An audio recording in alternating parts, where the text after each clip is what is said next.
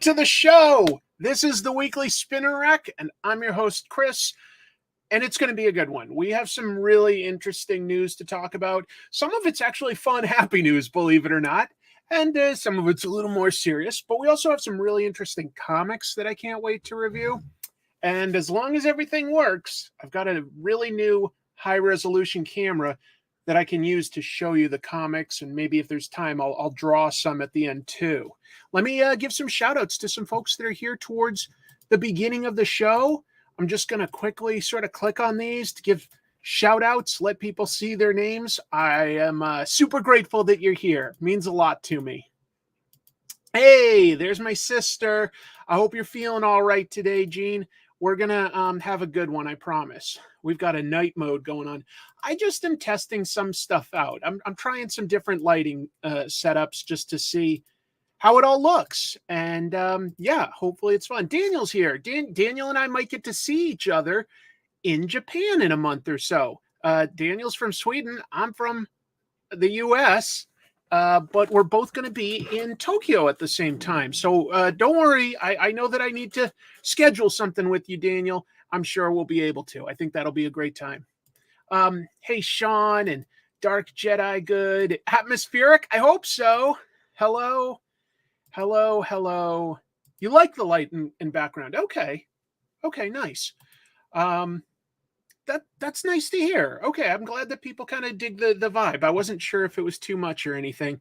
And I'll probably be Tokyo meetup time. Yeah, we'll be meeting in Tokyo.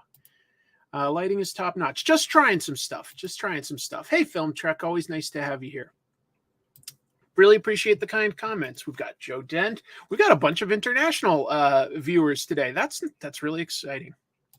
Yes, today is a choose your own adventure stream. I'm going to give you two options, and inevitably, whichever one seems like it makes the most sense, that will cause my death. But, you know, that's just how it works. All right, let's get into some news. Bear with me as I add a screen here, and we'll take it from there. I'm going to start by going to this, and then what mode is it again that I use? Reader mode, right? Okay. So somebody thought that this, by the way, was not in good taste, this thumbnail. I did not mean for it to be disrespectful. We are going to talk about Jeff Smith, who's a creator I adore, if it's not clear. I was doing, the traditional YouTube thumbnail, but I am a fan. Let's people want a quadruple salute? I can do it like this and then do that again, and that adds up to 4. Let's see though. Let's start with this. Blue Beetle underperforming at the box office. And before I even sort of give the facts and figures, I just want to say I actually saw this movie and I enjoyed it. I cannot claim that it is anything groundbreaking or new. I just thought that it was a well-told story. The family was charming and likable, and that was really important to the theme of the story. I sincerely liked Jaime Reyes's family. Thought the action was pretty good. It was clear. I don't know. There was something tangible about it. I liked it. I liked it quite a bit. I'll say this. I haven't liked a DC movie that much since maybe The Suicide Squad by James Gunn. That one also sort of underperformed. So maybe my taste in DC movies does not align with the general public. But yeah, let's show some figures here. So it debuted this weekend to just over $25 million here in the US and an additional $18 million overseas. That said, it has not rolled out into every territory. Some movies definitely debut in other countries all at once. This one, for instance, hasn't debuted in Australia. That's a sizable market, just saying. But at the same time, it definitely gives us an idea of where this movie is tracking. It was enough to be, like the number one, but those were lower numbers than I think DC was expecting for this. It's worth noting that it definitely has good reviews. The average on Rotten Tomatoes is very high. And it did better opening weekend than Shazam 2, which did 30 million, but not as good as The Flash with 55. Then again, The Flash cost significantly more. This one cost a little over $100 million. So even though I liked it and I think it got good reviews and it could easily fit into, say, this new DCU continuity, there's nothing that would exclude it from that, really. Those numbers are not necessarily quite where they need to be. It would really need to do well on, say, like streaming and physical media at this point to warrant a sequel. But I liked it, so I don't know. It was too kiddie for you. Well, I'm not surprised. I'm not saying it's perfect. I'm not. It's not perfect.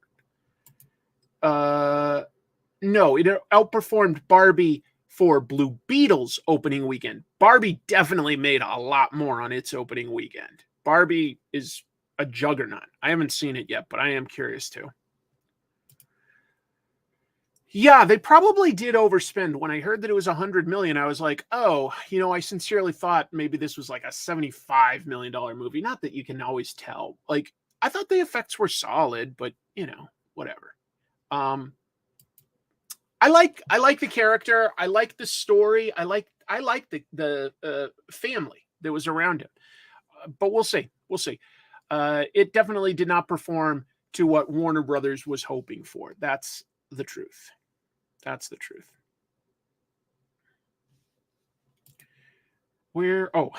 Sorry, I was clicking on the wrong thing here. As long as I'm talking about Blue Beetle, this is good synergy. I mean, you'd expect a company to hopefully make smart decisions like this. But DC did make some of its Blue Beetle comics free to read online. So, coinciding with the release this past weekend, what they did is that they made several digital comics free on their DC Universe Infinite application.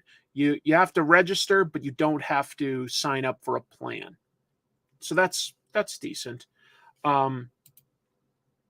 Here are some of the books that they have in there. The first issue of the Jaime Reyes Blue Beetle, as well as 5 years later when they did the New 52. The first issue when they did like Rebirth, a graduation day special, and then issue 15 of his first series, which featured him teaming up with Superman.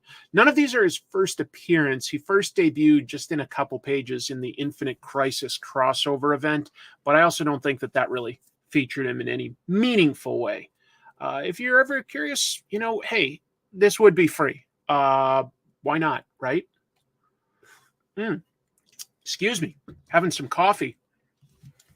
Let's see. Kohiwa Skides.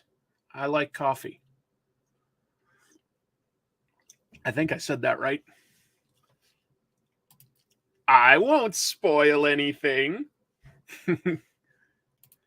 I'll stream it, but I used up my annual theater experience with the great new Ninja Turtles. I like Ninja Turtles a lot, just to be clear. Ninja Turtles is definitely the better movie if you're trying to decide between like two comic book movies or anything.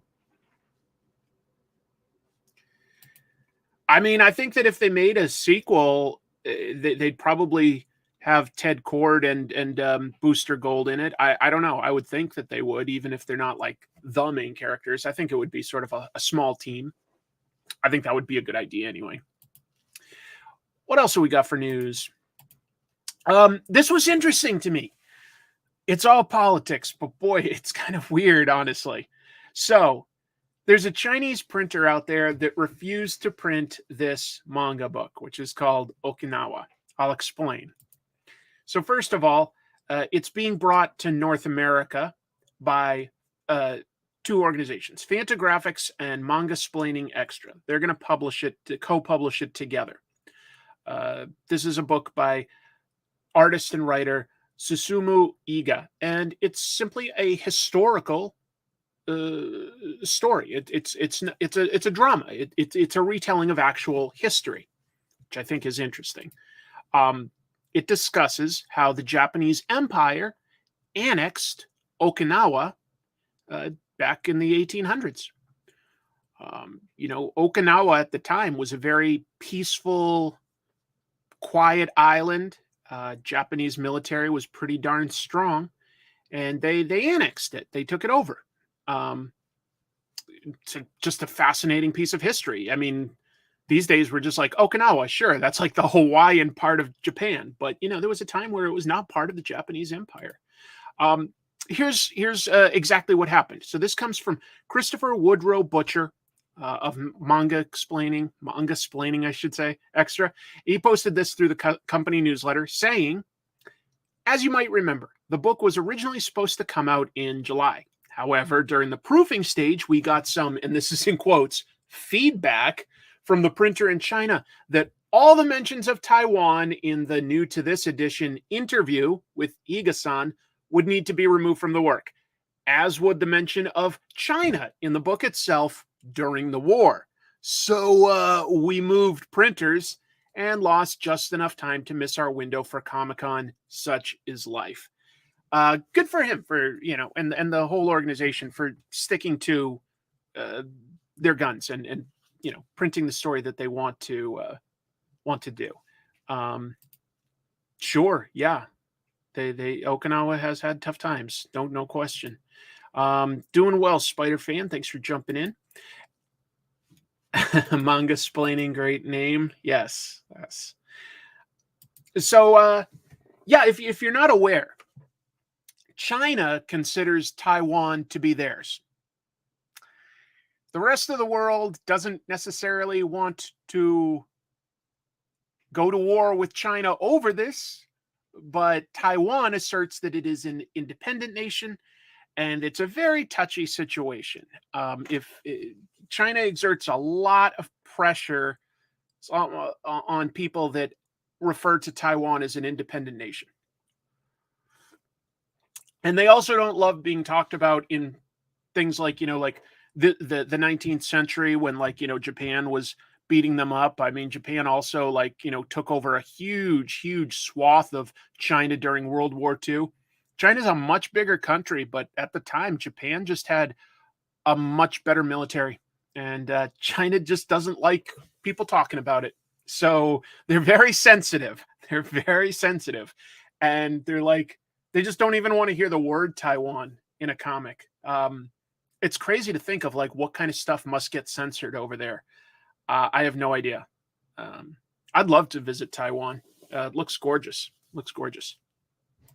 Put this for free online. I know that's got to make some money. This isn't for free. This is a physical edition that's in print.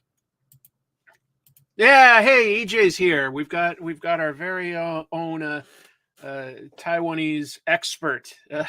I'm sure you are frustrated if I'm misstating anything, but yeah.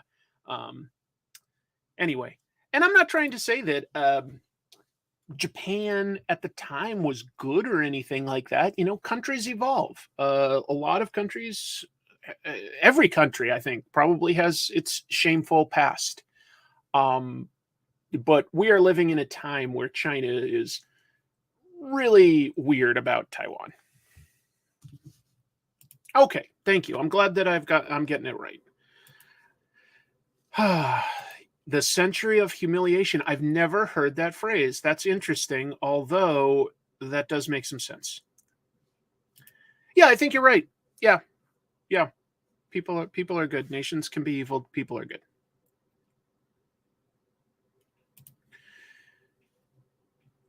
Let's move on. But anyway, I personally will probably get this book. I love reading history and stuff that's true, especially in comic book form. I like autobiographies. I like true crime books, and I like historical period pieces. I really like a lot of that. Wow, thank you for the super chat. Animal Jackson, you're the best comic channel on the tube, Chris. That's kind of you. I'm back into comics thanks to you, and love watching your show as companion to read all Marvel Quest. Whoa, read all of Marvel. That is a huge undertaking. Although we have somebody in the news later that might be there. We will see. But thank you for the kind words. That really means a lot. I know, that's the crazy part, is that they could get in trouble. So I mean, of course they had to say no, but it's not What's interesting is Taiwan is just not the central focus of a book about Okinawa history. It's just not. It's tangential. So it's crazy. Wow. Well, if I've helped anyone get into comics, that makes me happy. I think it's an amazing medium that can do so many types of stories and really help connect us. I think art, music, movies, things like that connect us. We find the commonalities. And I like that. I like that we can find that there's essential components to the human condition that unite us all, even when we seem to have different views on politics or science and things like that. Like there are things that unite us. There's probably more things that unite us than don't. Moving on. This is pretty big news. Jason Aaron, pretty big name in comics. Whether you like him or not, you have to acknowledge that he's a very big name as far as writers go in comics. And he's going to be doing something for DC Comics, which you're like, well, certainly he must have done a bunch for DC Comics. No, actually, not really. Not really. He and Doug Mahnke, the artist here, will be teaming up to do a 6-issue Batman series. I'm already interested because I love Doug Mahnke's work. I think he's just awesome, has been awesome for so long. I discovered him back on The Mask in the early 90s. It's crazy to think that he's still producing detailed work of this caliber. I mean, that guy is just an engine. It's an engine. Jason Aaron has only written one other DC Comics story, and that was all the way back in 2008, an issue of a Penguin one-shot. You left because of Chris. Well, I guess the law of averages state that that's what has to happen. Thank you. I think he's listed as the co-creator of The Mask. He was definitely the original artist. Yes. Doug Mahnke works out. And by the way, I recommend his Instagram. His Instagram's really cool. He does a lot of just hand-drawn animation on it. He likes to draw Bane getting a pump in or things like that. It's great. He's got a great Instagram. He just does sort of personal projects with the characters that he likes drawing. It's really, really cool.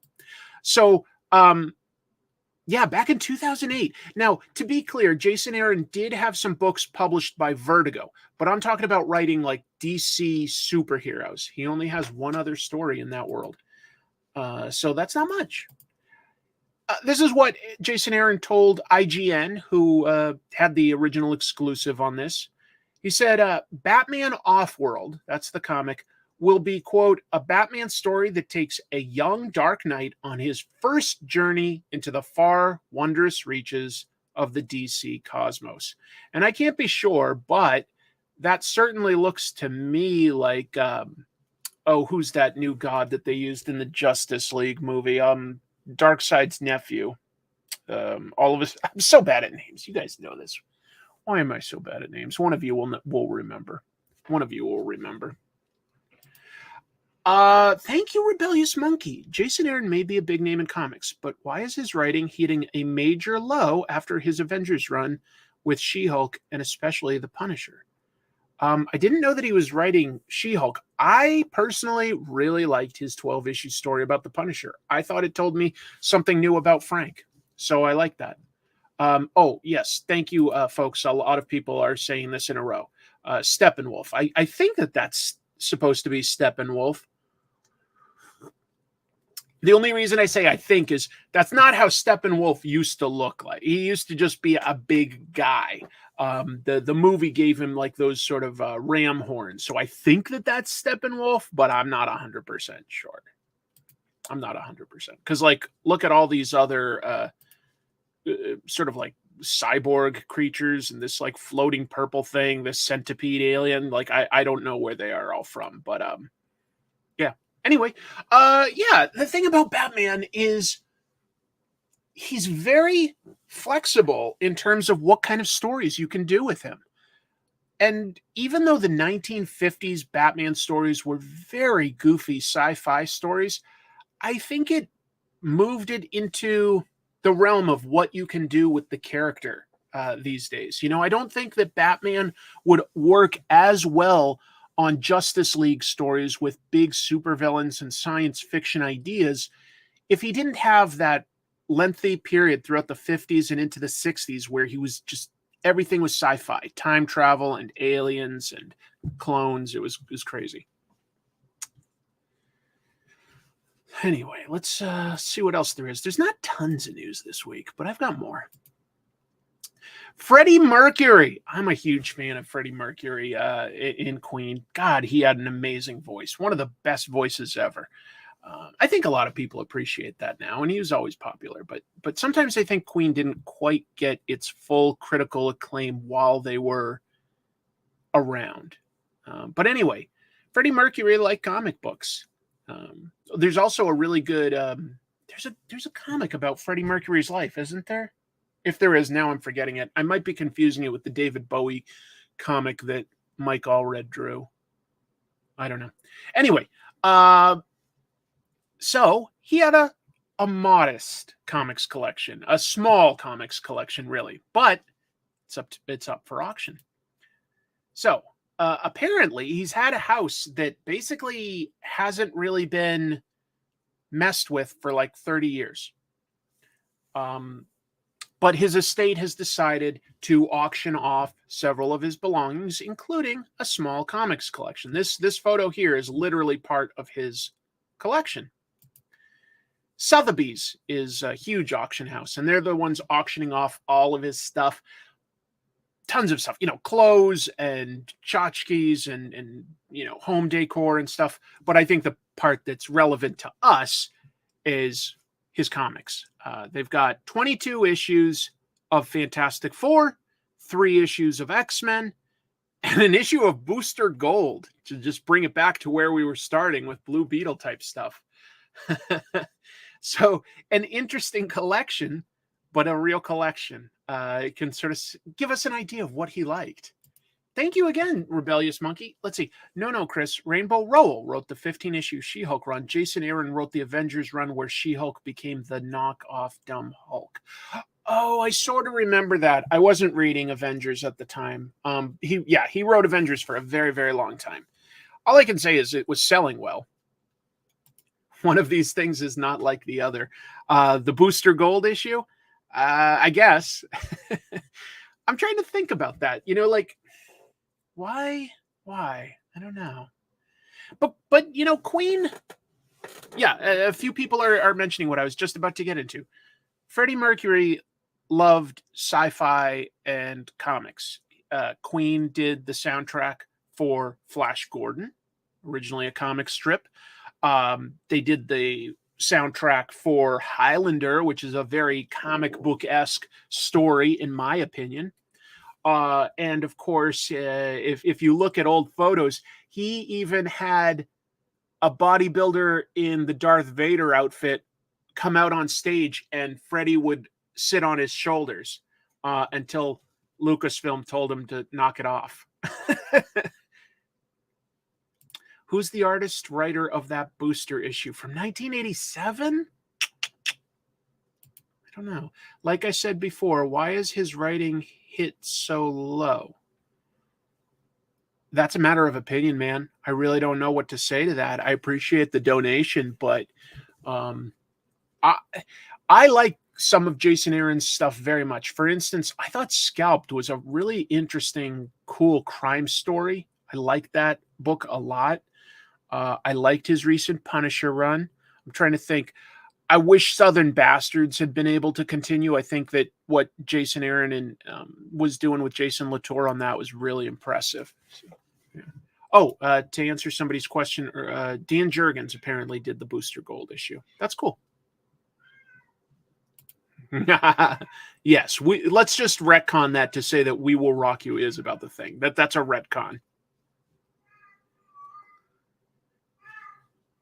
Freddie wore Superman t-shirt at his concerts. Yeah, so we knew that he was a fan. In a way, maybe the surprising thing is that there isn't a bigger comic collection. There's a cat howling for attention. He just wants to play. Hello. Let's see. What other music icons were comics fans? Elvis and Paul McCartney. Right. There's a photo of Paul and Jack Kirby meeting. Elvis loved his comics and styled his look after Captain Marvel Jr. So that's those are two very iconic. Yeah. Other celebrities that loved comics. Well, President Obama talked about how much he loved comics, including Spider-Man. Other celebrities that liked comics. Rob Zombie does. I guess I didn't know that. Oh yeah, Glenn Danzig. A couple people just pointed out. That's right. He wanted to be Wolverine at one point. Yeah, Nicolas Cage. He named himself after Luke Cage. His real name is Nicholas Coppola. He's part of the Coppola family. Yeah, just Google it. Google Paul McCartney and Jack Kirby, and you'll see a photo of them meeting. Frank Zappa. I guess I didn't necessarily know that, but I'm not surprised. Joe Perry, of course, did the Spider-Man theme for the 90s cartoon. Howard Stern. Yes, that's true. He does talk about liking comics. Ringo Starr. Rob Zombie did write a bunch of comics with MC Creations. Did he? I did not. I don't remember that. Hello, Meow Nian. Yeah, Daryl is at a lot of comic conventions selling some of his comics. So you're right.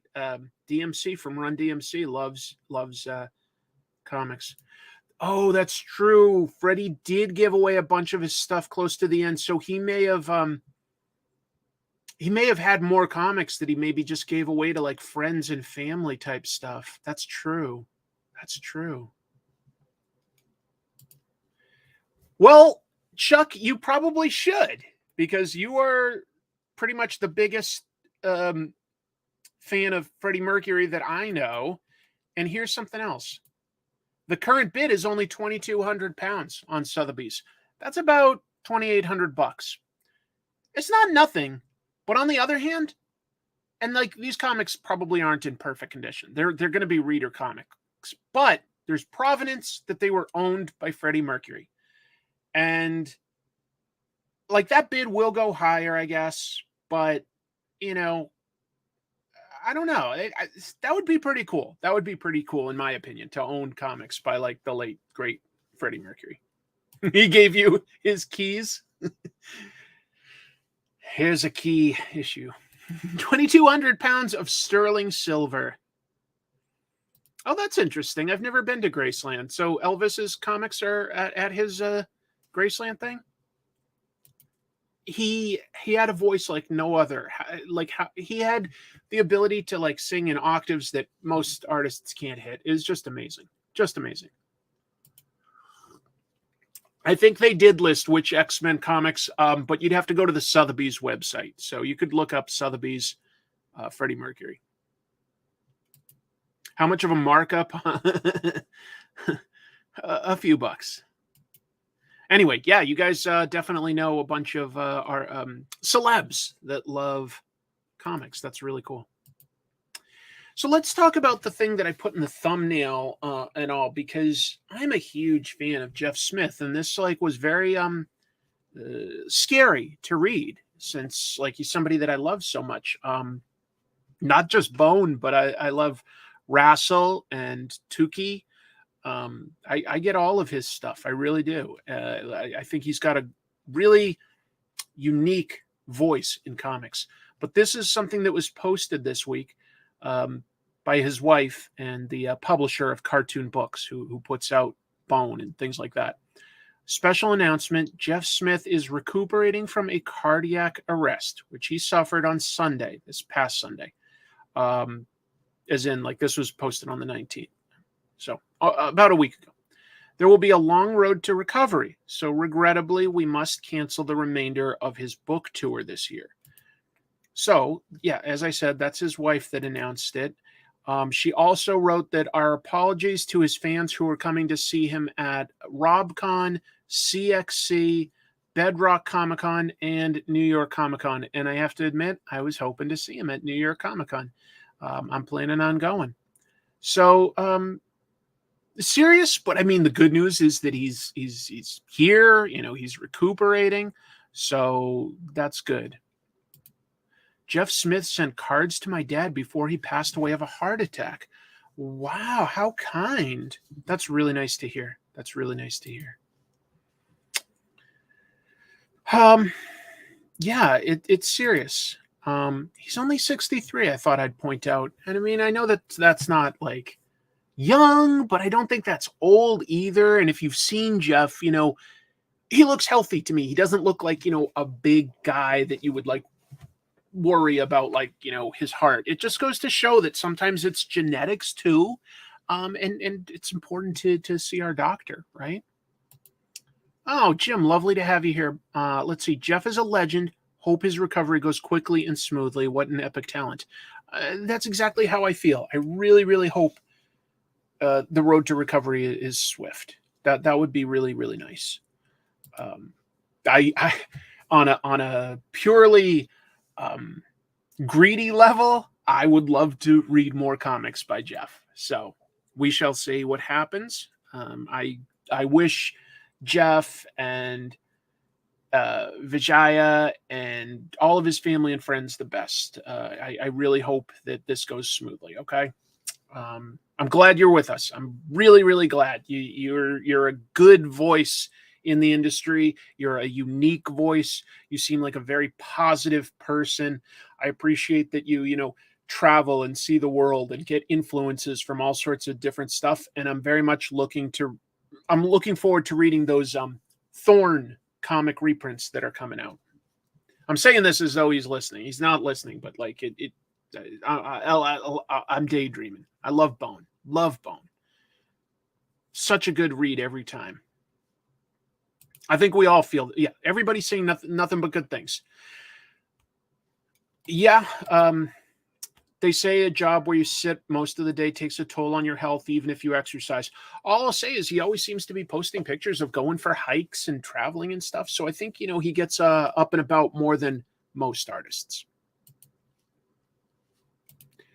He is such a sweet guy. I saw him at Comic Palooza several years ago. That's really nice to hear. That's nice. Really? Are you talking about Dan Green, the fantastic inker? Let me Google this because I have not heard about that. Let me just Google that real quick to see if this is what I'm thinking.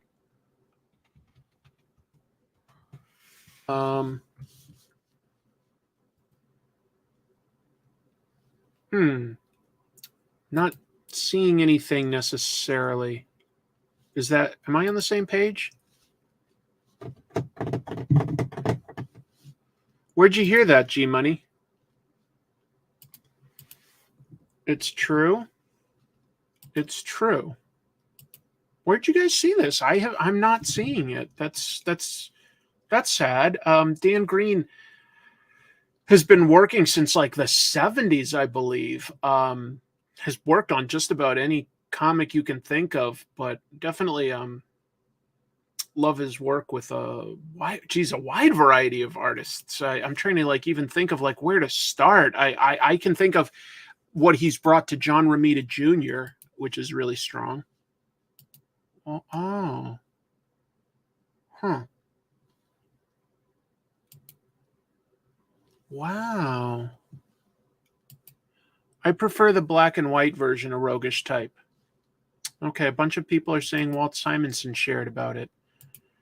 Justin Green passed recently, too, of Binky Brown fame. Oh, wow. Binky Brown is a seminal book in terms of autobiographical comics. That's very underground and indie, but Justin Green was very, very important to showing what you could do autobiographically.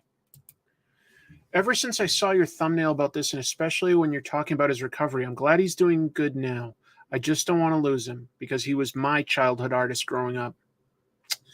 I can understand that. Justin Green was last year. Sometimes it's hard to know about some of the more indie guys that aren't like, getting talked about on comic book resources or something every day. So that's interesting. All right. Well, Sad to hear about Dan Green. Did not expect to come across that. I think a lot of us know and appreciate his work. Boy, like 50 some years in the industry. Really, really great inker. So we've known for a while that David Lapham's digital comic, The Ends, is going to be published. Bad Idea Comics is publishing it.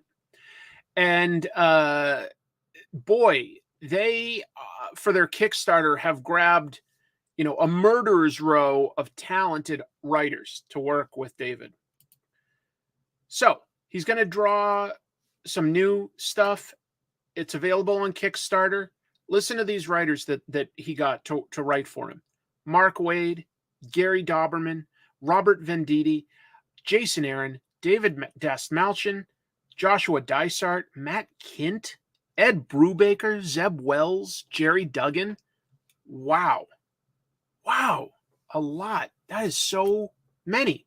They're going to be writing 8-page World War II stories that will only be printed for the amount of backers that back that. So if you're interested in something like that, I recommend going to the Kickstarter right now. You could find that probably with looking up Bad Idea or David Lapham. If you haven't read it, David Lapham wrote this incredible crime comic called Stray Bullets, which features a bunch of different characters, and it features like little segments of their stories as arcs, but non-chronologically, and yet they all intersect and cross. It's not quite as like over the top silly as sometimes like a Tarantino bit of dialogue can be, but it's structured in some of the same ways of like non-linear crime. It's just a really, really impressive comic. Stray Bullets is.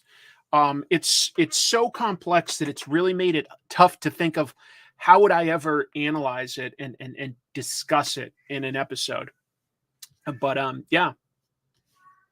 So just there's a good chance you like at least one of these writers, right? And if you know David Lapham, I'm positive you like his work, because he really, I think of him as sort of an artist's artist. I think he's an artist that a lot of other artists really respect, and he continues to grow.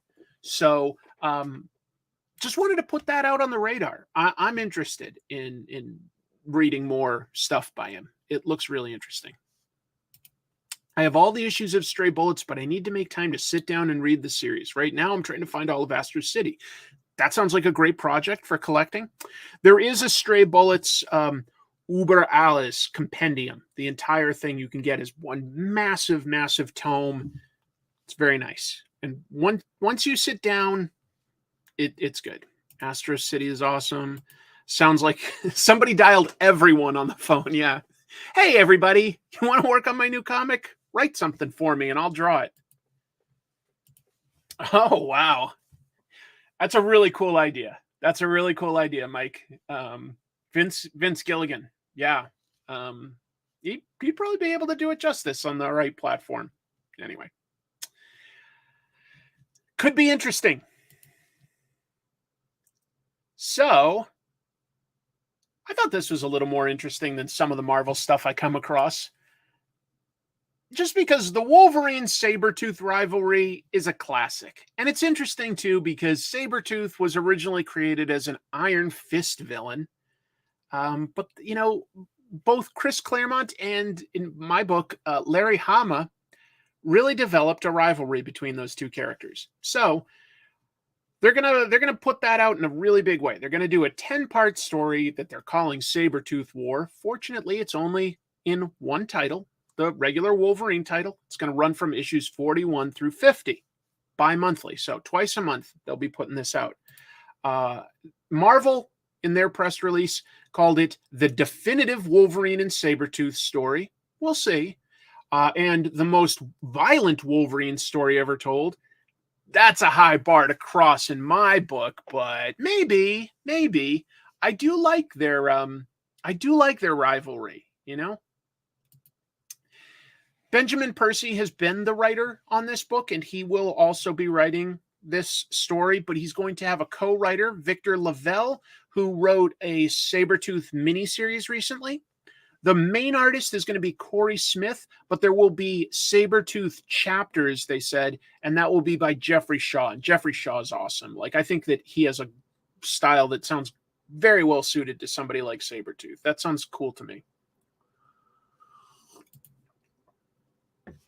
I haven't read the Wolverine book in a long time, his dedicated series, but I think I might try this. I might try it out. Yes.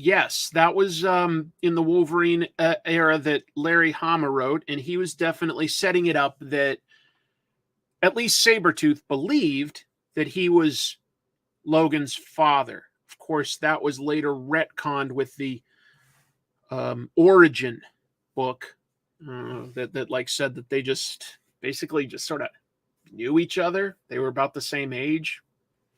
They might basically be brothers, but that's not like 1,000% confirmed. Although that makes sense. Oh, is he? That's it. I should look that up. I do like Jeffrey Shaw's artwork. He's really cool. I didn't think Wolverine Origins broke the character, but I didn't think it really added to the character, to be honest. I don't know if you could have kept Wolverine's past a mystery forever, realistically. You had to do it at some point.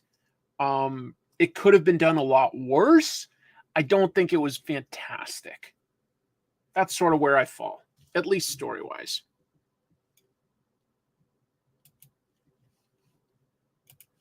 We'll move on.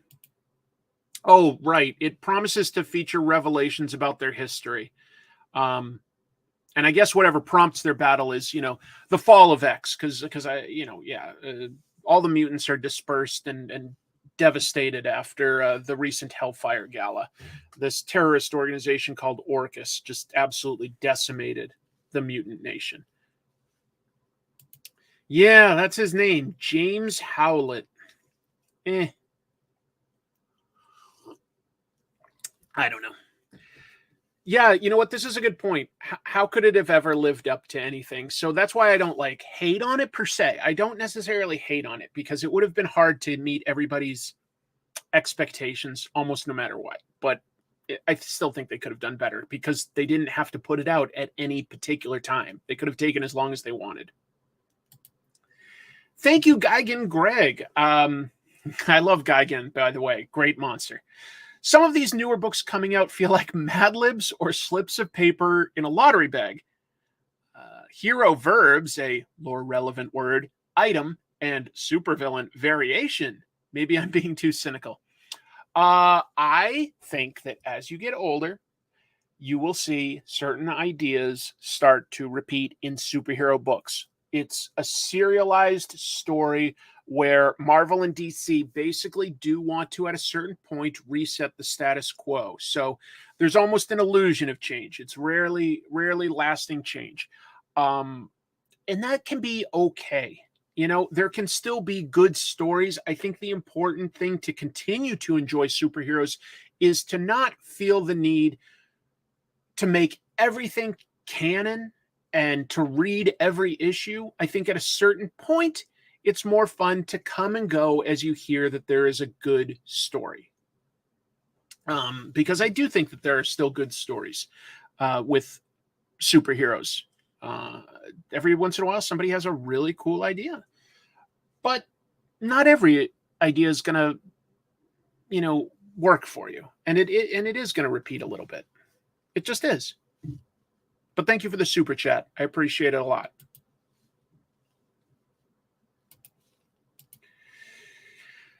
James Gunn sells comics. Look, there's nothing more to this piece of news, really, than looking at this tweet. So originally, James Gunn tweeted this. He tweeted, Historia is a breathtaking work of sequential art and one of the best things to come out of DC and comics in the past few years. Thank you to Kelly Sue DeConnick, Phil Jimenez, Gene Ha, and Nicola Scott for this incredible experience. Yes, look, everybody says Historia is a fantastic book. Very, very well reviewed. Very, very well reviewed. But there's that, like, so that was James just commenting on a good comic, right? Hold on, I want to acknowledge this. Yes, the repetition. You know, it's like poetry. It's like poetry. It rhymes. Thank you. I appreciate the George Lucas reference. He did. But look at this. So then, like, Gunn had posted this, and then he says, from number 63 to number 1 in DC Books on Amazon since this post. I'm excited for all of you to check it out. All I can say is, James Gunn posts something, and clearly folks are paying attention to his recommendations. I just found that interesting. 63 is still very good. You know, you're in the top 100 best-selling comics well after it's come out. But he creates this post, and it sold out on Amazon. That's just amazing. All he did was say, I liked it. You know, not like we're developing this or anything. I thought that was fascinating. And kudos to him for continually mentioning specific DC comics. Can you imagine if Marvel movie directors and Kevin Feige and stuff were just saying, like, hey, I loved story XYZ. I bet it would also sell very well. Well, who knows? Let's give him some time, you know, but he's clearly influential enough to sell some comics. That's nice.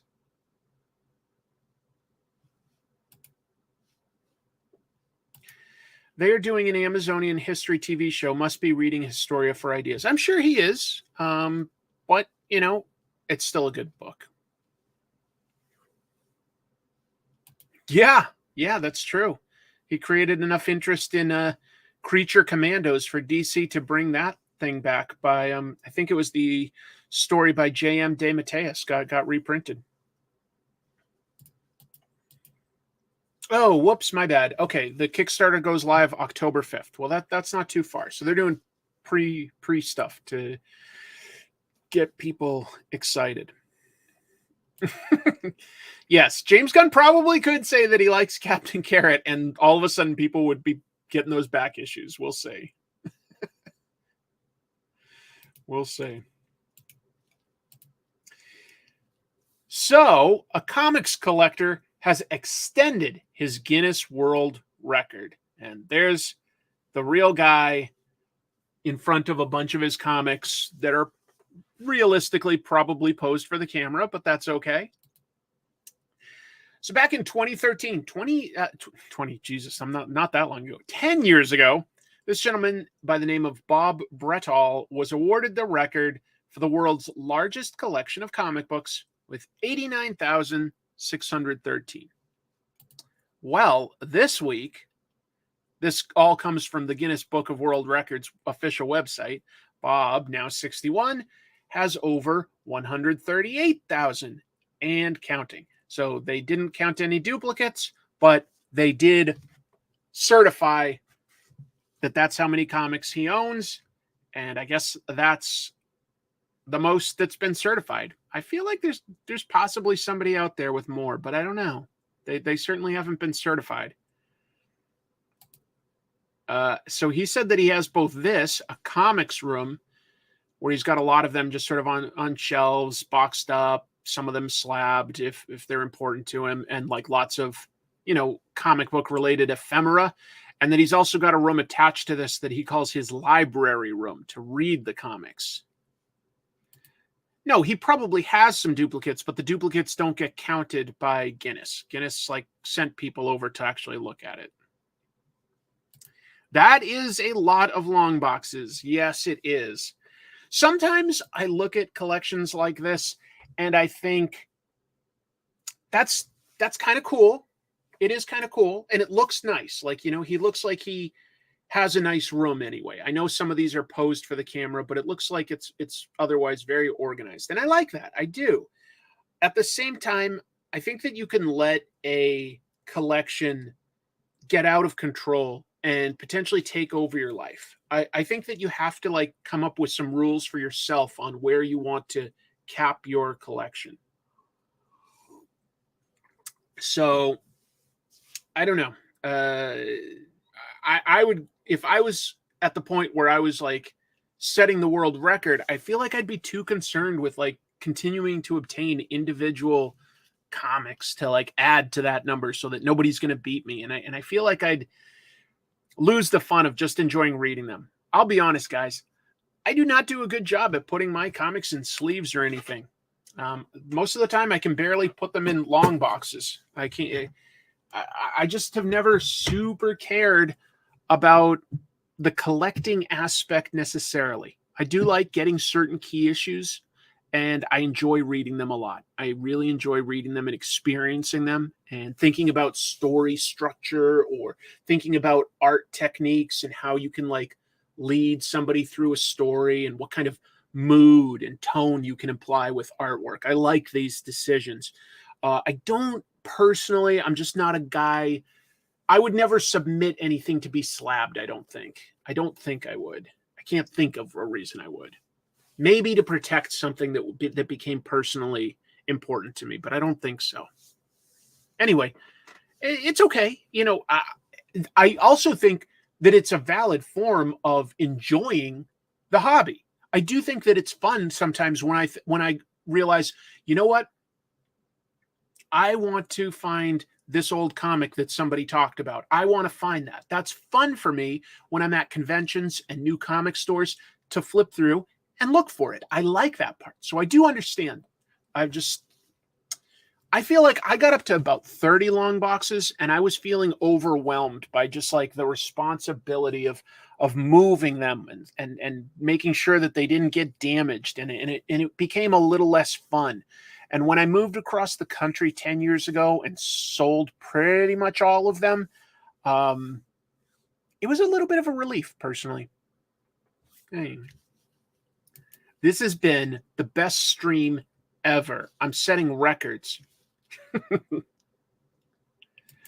Would I ever do a review of Spider-Man Lotus? An interesting question. If you don't know, Spider-Man Lotus is a Spider-Man fan film that was basically always sort of in the news. Has some really impressive special effects. Finally came out on YouTube. You can watch it for free. Had some controversy by stuff that like the actor and director had stated that was kind of like racist and misogynist.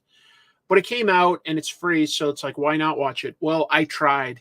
I couldn't get past 20 minutes. It's very slow. It is just shot after shot of Peter Parker just sort of walking around mopey and staring off into the sky. Very little action. That's my review, basically. That's my review. I don't know if I could get through the whole thing. There's too many other things that I enjoy doing with my time. If I have enough free time, I would love to sit down and actually write some more, like write some comic book ideas that I have. But boy, I'm curious if anybody else could get further than that. I couldn't. 20 minutes and I was like, I'm trying. It was like late at night. I'm in bed basically watching most of it. No, I watched it on the TV, but I was like, did I watch it on my phone? No, I watched it on the TV, but I bailed. And you know what? I'm not trying to necessarily throw that much shade on the people. They had a bunch of money, but the director was something like 19 years old. And it's like, no offense, but there's not going to be many 19-year-olds that can direct a good Spider-Man movie. Spider-Man needs some pretty big stuff to it. It's a pretty big idea, you know? A 19-year-old, it would be very impressive for a 19-year-old to have the composure and the presence to direct like great performances out of somebody. Like, where do you draw that life experience from at 19 to draw great emotional performances out of? Like, I feel like you've experienced some stuff, but have you experienced enough? It's very young, in my opinion, for a director. I don't know if you watch any other YouTubers. I watch a lot of YouTube. But a big rec has to be Matt. Yes. I saw that channel, by the way, Gigan. I haven't watched too much of his stuff because it is topics that have been covered before. In fact, his very first video, he's only been around like about 6 months, maybe something like that. Or maybe he's got like 6 videos and he's been around 9 months. He's been around less than a year. And his videos, like he did one on Rob Liefeld that has over 5 or 6 million views. So that is very impressive. And obviously he must have a good presentation. His very first video was about a relatively obscure piece of history about Bernie Krigstein that I was really proud to have made an episode about. And but then he made one, and it was his first video ever, and it got like over 1 million views, and mine might have like, I don't know, 10, 12,000 views, something like, maybe it has more than that. I don't know. I don't follow that too much, but I was like, wow, okay. Like, he knows the algorithm game. I'll give him that. But I was sort of like, I've already covered this. I don't know if I want to watch somebody else's that like clearly connected with a much bigger audience. It'll just make me feel bad about myself, really. So, you know, I haven't watched it. Like, I think I'll just go like, oh, that's what I'm not doing right. That's what I'm not doing right. And I'd rather just sort of enjoy what I'm doing, I think. So I don't know if I'll watch any of them. I don't know if that makes sense. Yeah, we did talk about that earlier, Mitchell. Very sad news. We did talk about that.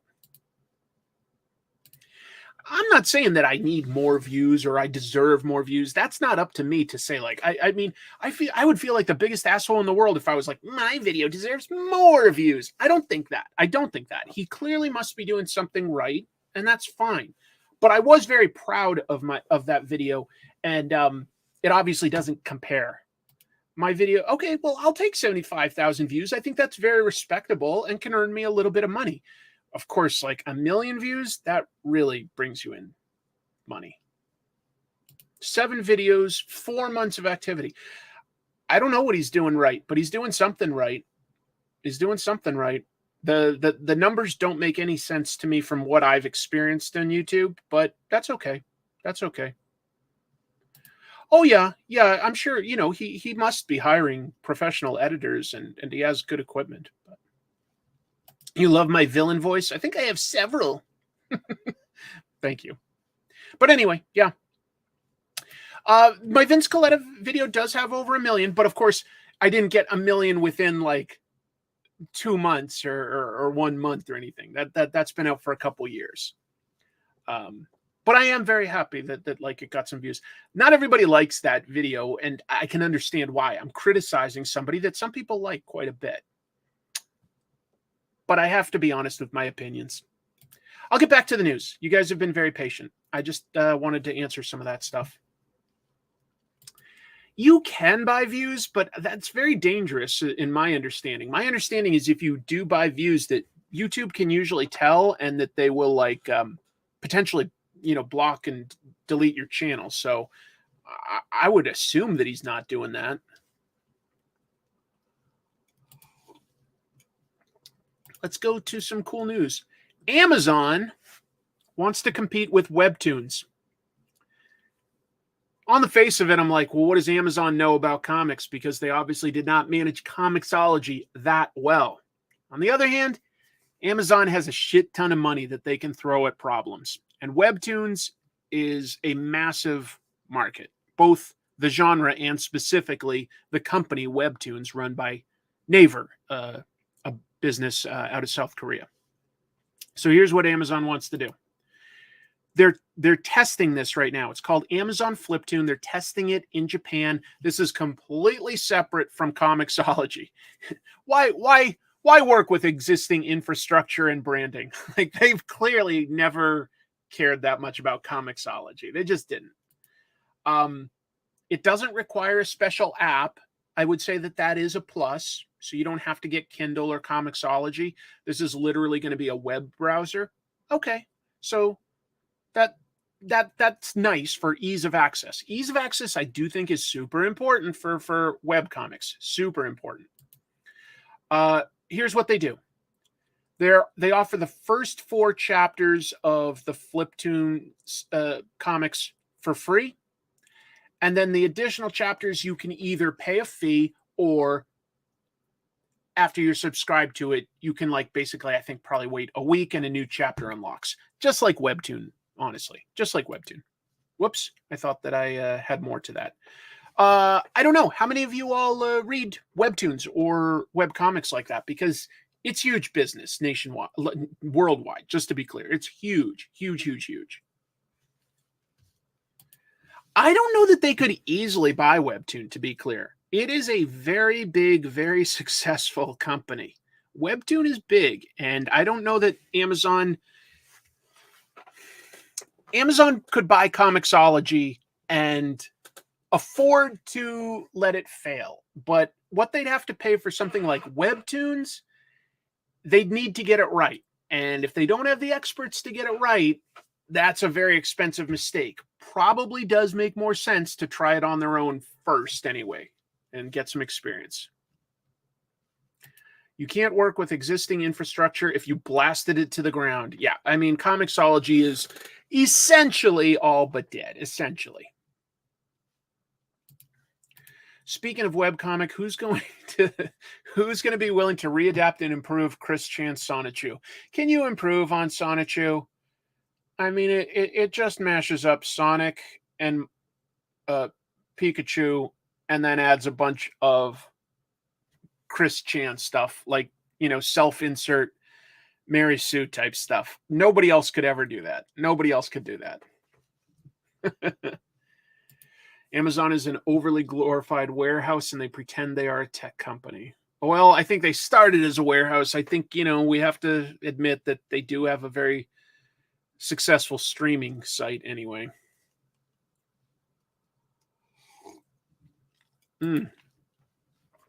Sonichu.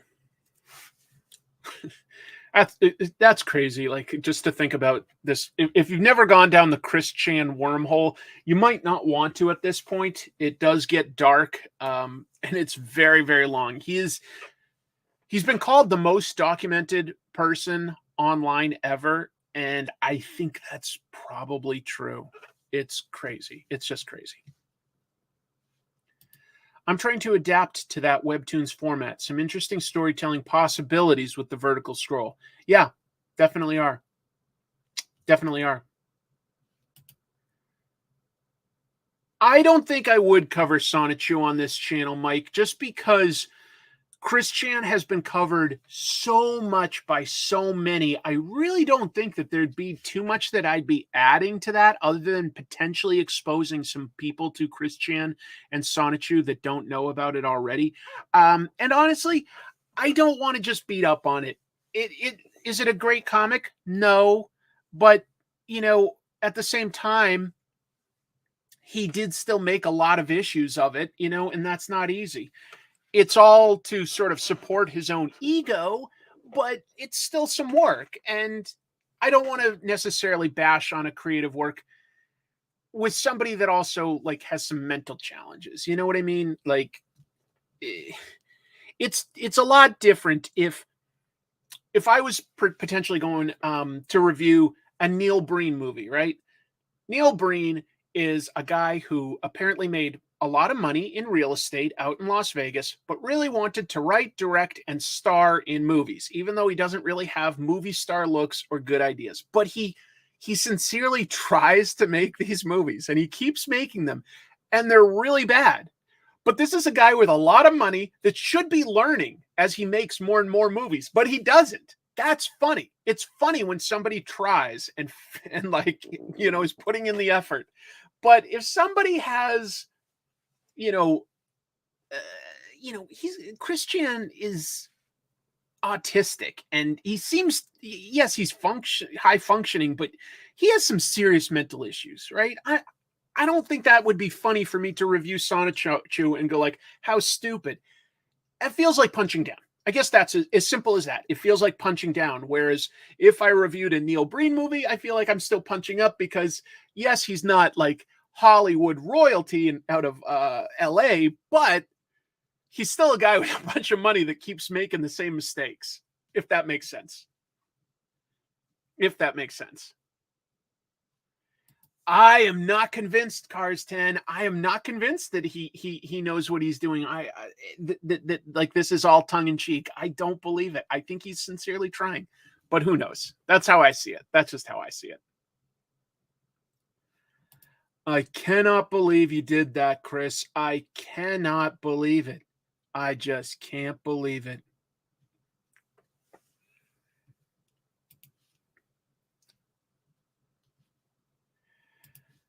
All right. How did we talk about Neil Breen today? All right.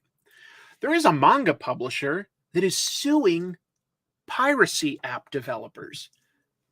It will be very interesting to see what precedents this potentially sets. So, to break that down, this story, we're talking about a manga publisher out of Japan called Kadokawa, and they sent some takedown requests to both Google and Apple through their app stores back in June to remove 5 different manga piracy apps. These are apps that all they do is scan and upload the manga, basically like let people get it. But for some reason, neither Google nor Apple took down any of these apps or responded. So, I think that Kadokawa seems to have justification for going after this. Let me break it down a little bit more. So first of all, the notice that they sent to Google lists just like, I don't think they wanted to list every single creator, but they chose an artist named Kugane Maruyama. Maruyama. I'm terrible at pronunciation.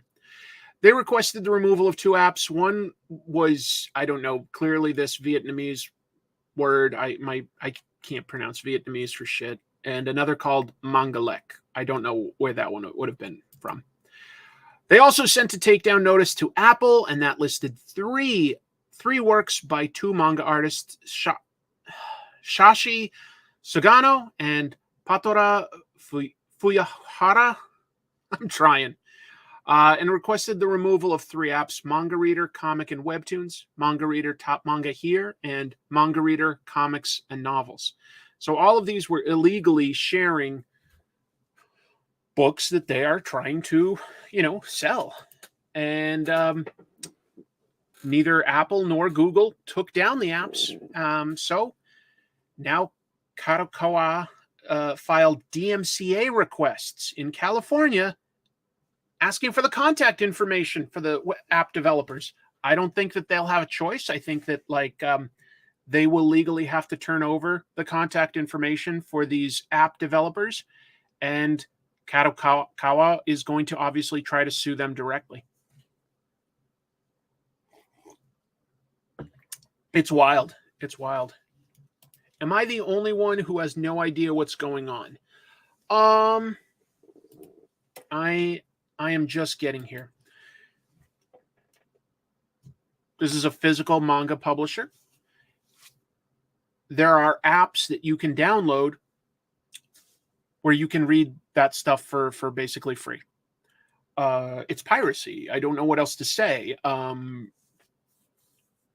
Despite how you feel about it, there are definitely legal barriers and tools in place for a publisher to protect their work. And I don't understand why Apple and Google were sort of allowed to ignore this request, since it seems very clear-cut from what I read, but I'm not a lawyer. I'm certainly not an expert in international law, even if I was a lawyer. So I don't understand the intricacies of this. But from everything I read, I would think that the DMCA request, it certainly seems like it's cut and dry, like that there's no wiggle room here. And they're probably going to get the contact information. And I would imagine that these apps will all probably go away and just come back under new names, but we'll see. I would think that they really need to focus their efforts more on Apple and Google not allowing them into, because there will always be a few people that can put this stuff online in a country that doesn't care to take it down. It just will. I think it's really hard to combat piracy on that level. The trick is making sure that the bigger companies don't make it easily available for people. That's just not right. I don't know anything about it. Oh, got it. They were talking about Chris Chan and Neil Breen. Well, that can be pretty obscure to a lot of people. I understand. Yes, I understand. Chris Chan is essentially just a very autistic individual who made some pretty awkward comics that eventually included themselves as a main character, and has some really weird ideas and has committed some crimes, apparently. Neil Breen is a guy kind of like Tommy Wiseau but he keeps making movies that are really hilariously bad. Trying to give it in a nutshell. I do strongly recommend watching Neil Breen movies for what it's worth. The Chris Chan wormhole, I don't necessarily recommend. This is an interesting take. A roguish type says, maybe it's because the app itself, it's piracy, but maybe means to say isn't piracy, but allows you to read pirated sources without ads or spyware. Like emulators don't break the law, but distributing ROMs gets you in trouble. Maybe it's more complex than I can fully understand. Oh no, everybody that has autism is on a spectrum, you know. Like sometimes I wonder if I have some autism, but you know, ultimately I don't care that Chris is autistic. What I care about is nobody's protecting the poor individual, because Chris Chan reacts to people that are trolling him. I don't know the pronouns to use necessarily with Chris Chan. It's complex. I'm gonna settle on they for now. With Chris Chan, they always respond to trolls, and they're very gullible. And I don't really blame Chris Chan for all of it. Somebody should have been looking out for his well-being. His parents never really did. But at a certain point, I can't forgive Chris Chan for certain things that they have done. You know, pepper spraying an employee at a game store for basically no reason. And apparently what they did to their mother. But don't look it up. It's really sad and depressing. But it's also an example of really bad parenting, I think. Let's talk about some comic stuff. Maybe even something fun. Why not? Just for a change of pace, let's talk about something fun. Peach Momoko. Peach Momoko is huge. Really respect Peach's work ethic. Peach, boy, she just keeps putting stuff out and really, really must deal with a lot of attention because her work is very popular. Anyway, she's going to do a Star Wars project. Specifically, Marvel announced this week that Peach Momoko will make a Star Wars story for Star Wars Visions. Now, Star Wars Visions started as a Disney Plus TV show where different animators would reinterpret the world of Star Wars through their lens. And it was specifically a bunch of anime directors. But they are now going to expand that idea into comics, and they're not adapting the show. These are new ideas. So I probably have connections that I could get in touch with Peach, but I'm a little intimidated because of how popular she is. So talking about Peach's Star Wars story, this is coming out November 15th, and Marvel says that future issues are going to continue to feature international artists, which will imbue Star Wars with both their ideas but also their heritage. So Peach is going to sort of reinterpret Star Wars with some Japanese influences, a little bit similar to what she successfully did with the X-Men recently for the whole Demon Days story arcs. I have interviewed Robert, and last time I reached out, which wasn't that long ago, his people said that he was too busy. So I was a little surprised. I thought that, you know, we got along pretty well. Maybe we still do, but yeah, like I have to go through his people, and they said that he was too busy. I thought that a channel with like almost 250,000 subscribers was still considered a really good audience for comics promotion. So maybe he really was busy. I don't know. That was just what I was told. I need more Peach Momoko books. I think that like she'll have some really good ideas. I'm excited to see this. Right. I know that she doesn't speak English. But well, my understanding is she actually does speak English, just needs to talk kind of slow. But her husband, Yo, does a lot of translating for her. And I'm not good, but I am practicing my Japanese so that, like, in a month, when I get back there, hopefully I can at least ask for basic things, directions, how much something is. Hikaru desu ka? Doko desu ka? I don't know. I'll figure it out. My wife is getting pretty good. My wife is getting really good at her Japanese, but she'd taken classes a while ago, and she's really studying hard. So that's nice. We'd figure it out. We'd be able to do something. We'd probably talk in a mix of Japanese and English, and that could be interesting. Yeah, Peach Momoko is a lot of people's favorite, and I totally agree that Greg Smallwood and Tradmore are both super talented artists. Really respect the hell out of both of them. Really respect both of them. we have a paid subscription to Duolingo. It's one tool that we use together. And I have several books now that honestly my wife got. So Chrissy's taking it very seriously, and it's really nice. But I'm trying to learn. It's nice. Yeah. Too bad. Jeff had a health crisis, but he's still here.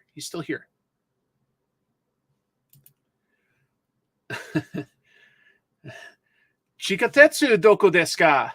I'm trying, right? All right. Let's move on. The Scott Pilgrim trailer debuted this week. I don't know if any of you saw it. It looked cool to me. I thought that the artwork looked really strong. And what we've got here on the right is an Instagram post by Brian Lee O'Malley, the comic book artist and writer who created Scott Pilgrim. So let's quickly read his post. He says, I don't know who needs to hear this, but it's not the books. I already wrote those, and you can read them anytime. The show is its own new thing in many ways. Do not expect a word-for-word remake. Many fun surprises to come. So he posted that it'll have differences. It's called Scott Pilgrim Takes Off. It's coming really soon, November 15th. That'll be here really soon. And the part that I think I just find this absolutely fascinating, the entire cast of the live action movie from 2010 is returning to do the voices for the animated characters. I love that. I never heard of something quite like that. So I think that that's really, really cool. I played the old side-scrolling beat 'em up game. I like that. I like that a lot. I'm hella hyped for Scott Pilgrim. I like Scott Pilgrim. It's a great comic. I definitely recommend it. It's really cool. It's funny. There's probably one aspect of it that hasn't aged well. I'm pretty sure Scott Pilgrim is supposed to be like 24, and he dates a 17-year-old. It's not like anything really happens. It's just like going out to like concerts, but that's still, that's not awesome. That's probably a little dated. Like you wouldn't do that today, I don't think, but we'll see. Anna Managuchi is coming back for the music. That's amazing too. I love the movie, but I'm hyped for this series. I am too. I'm curious to see like what it looks like and how it sounds, but I think it'll be good. I like the comic. Yeah, I sort of know what you mean. Seconds is good. Seconds isn't necessarily Scott Pilgrim, but that's okay. I totally understand. Scott is a very flawed individual, but yeah. Is he an adult in the movie? Yeah, he is. Well, he's a few years older anyway than Knives Chow.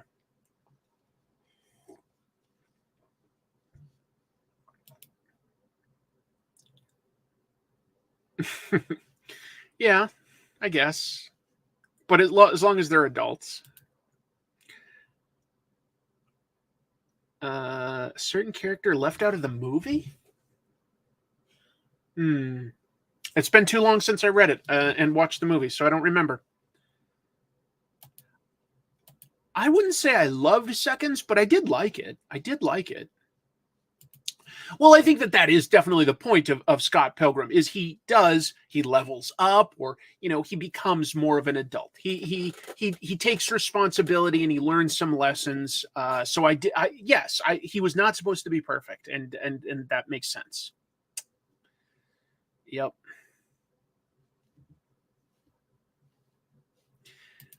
Anyway, I'm looking forward to it though. Oh, Knives' dad wasn't in the movie. That's right. I forgot about that. Yeah, that would be interesting to put in. Okay. Let's see. The role of a Scott Pilgrim fan is to love how much he sucks as a person. It is played for laughs, and I did find it funny that Scott was so dumb and not perfect. So I'm okay with it. Anyway, gonna move on. Rick Veitch and Steve Bissette. Interesting that this comes out, this news, so shortly after I did an episode about Rick Veitch's TMNT work. They had some artwork stolen a very long time ago that has been found. This artwork specifically, you may have seen this before. It was used on Heavy Metal magazine. There was an adaptation of the movie 1941. It was not a successful movie, but it was a big budget movie.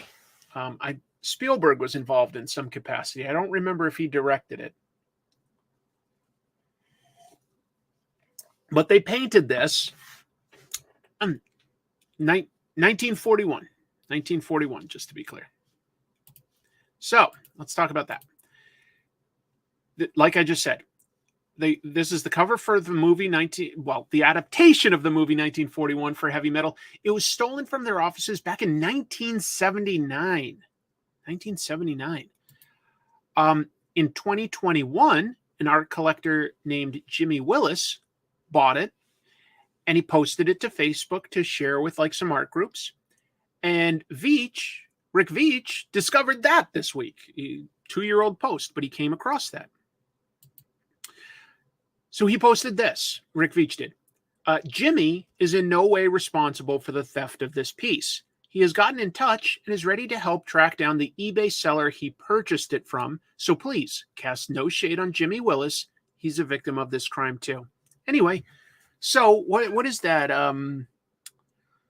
43, about 44 years. Some artwork has been missing, and this week, the investigation begins to see who might have originally stolen it and how that happened. Pretty wild. Spielberg hated this adaptation. Oh, really? That's fascinating. He hated the adaptation. Ooh. It's a weird movie. This was at the time even George Lucas was hanging out on the comic scene. Yeah. Yes. Mondays at 5 p.m. Pacific, I always do this show, talking about the news of the week, and I'll do some comic reviews in a moment. The Gardner Museum art pieces, I'm not sure what those are. By the way, when this news came out that this had been found, it was pointed out that, and no shade on Rick Veitch or Steve Bissette, two amazing artists that have done a lot of incredible stuff. I mean, Swamp Thing, Tyrant, Brat Pack, just so many good things each of them have done. But it was pointed out that this is, and it's probably intentional, but this is sort of swiped from the poster for The Great Escape, the movie The Great Escape. Here, give me a moment here. I want to show you something. I just have to do something. So I'm going to stop this screen for a moment and add something else.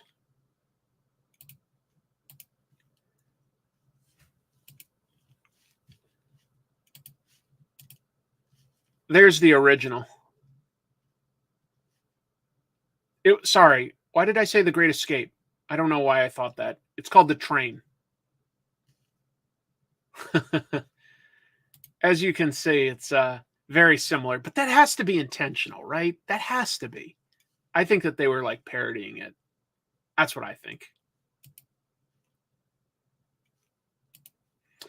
I'm going to go back to the news document to wrap things up.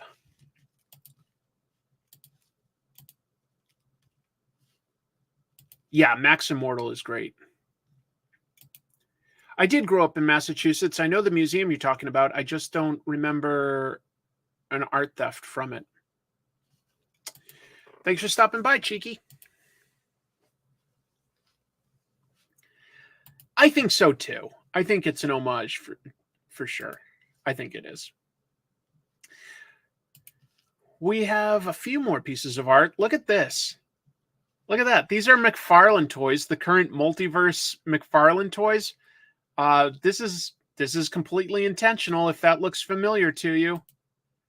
In November, DC Comics is going to publish several covers with the toys recreating iconic covers. I think that this is a brilliant idea. I can't believe nobody's really thought to do it this way before. So, some of the things they'll have: Bane breaking Batman's back, the debut of Superman. They've got Superman like lifting a car over his head. The first issue of Robin from the 90s with him jumping through the air. I think Tom Grummett may have drawn that with like his bow staff. The Alan Scott Green Lantern. They've got one for like their Batman 89 book. So I just love this idea. Hold on. My sister says, how do you not remember the art theft from the Isabella Stewart Gardner Museum? I don't remember it. I don't remember this. I'm sorry. This is a great idea. That's a neat idea. I didn't love Nightfall, but the figure is cool. No, you don't know where I was. I'll have to look up this story about the theft because I don't know what you guys are talking about. I obviously a lot of people do. I'm surprised McFarlane didn't use toy cover alts for Spawn. Well, now I think he probably will. Yeah, maybe like there's a few differences, like, you know, with the costume and stuff, but I still think that this is a fun idea. I think that's a fun idea to recreate famous covers with the current toys that are available. I think it's a good idea. Anyway, we'll see. What else did I have on that? Nothing. Look at this. Marvel's making Loki glasses. That's pretty fun, huh? Loki glasses. Wait till you see how much these cost. Do you guys need Loki glasses? Well, Marvel is teaming with Gunn, who makes gamer glasses. Yes, these glasses are polarized so that you can play video games for a bunch of time without hurting your eyes too bad. That's what they're for. Just like Loki, where we all love it when Loki sits down and plays Call of Duty for an hour every week.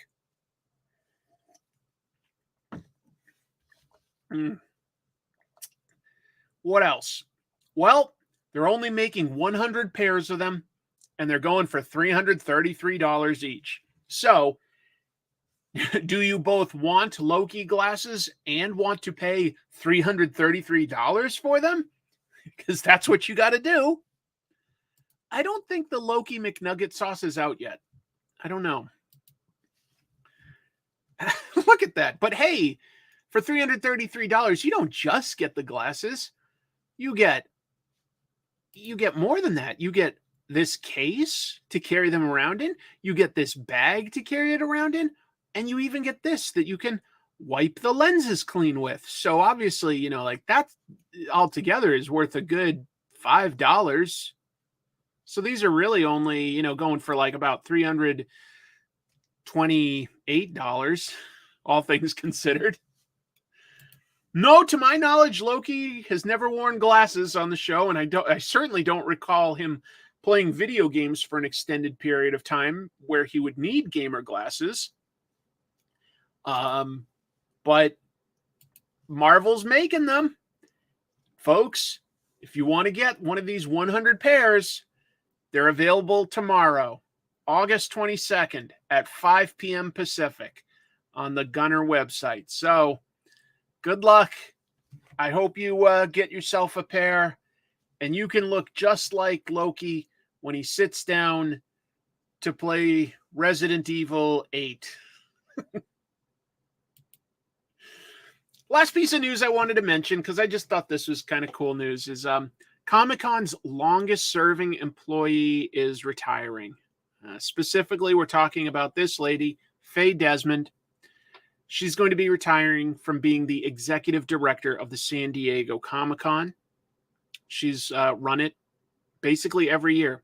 She was the first official employee, and she has served for over 50 years. 50 years. I think 1970 was the first year of the San Diego Comic-Con. She said she will continue to volunteer, so she's not like leaving the organization. She's just, ready to move on. And Comic-Con did not say, though, who would be taking over as executive director. All we know is that the next highest ranking employee in the nonprofit organization would be Robin Donlin. She's the president. So anyway, Faye obviously helped grow San Diego Comic-Con to something huge. It started as just a Comic-Con when there just weren't that many Comic-Cons out there, and it is the Comic-Con that people think about. Well, this lady had a lot to do with that, a lot to do. So I think that, that's worth shouting out and admiring. So if you've ever gone to that convention or even heard some news that has come out of it, Faye Desmond was a big part of growing that convention to what it is today. Pretty impressive, in my opinion. Pretty darn impressive. Tell you what, I am going to try something a little new here, which is I am going to add a new camera. Let's see how this goes. I'm nervous. Oh, it's working, I think. I'm going to zoom in a little. Let me do it like this. Okay, hold on. Whoa, this is freaky. I don't know how to get rid of all that text on the screen, though. Oh, darn, I'm not doing it perfectly, folks. I'm sorry. Hold on. Do I know how to fix that or not? I don't know if I know how to work this.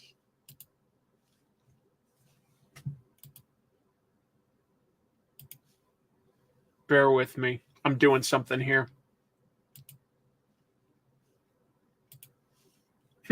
How's that look? Two of the same.